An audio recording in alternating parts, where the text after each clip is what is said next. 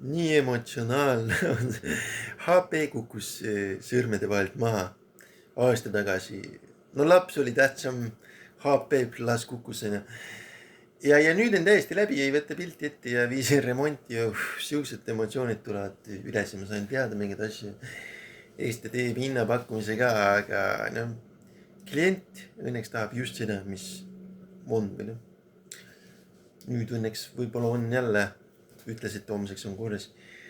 Aga noh, ma ei tea mitte midagi seda nende remondi või nende kohta. Mina tegelen ju ainult tarkvaraosaga, mitte isegi ainult tarkvaraosaga, vaid tarkvara väikse vennaga või siis tarkvara väikse lapsega, siis mängudega. Neid ainult mängude tegemisega tegelen ja mängude tegemise õpetamisega. Et kui see terve füüsiline hardware suur süsteem katki läheb. ei tea selle kohta ja eks nad ikka lähevad. Seekord olin kiirem natuke.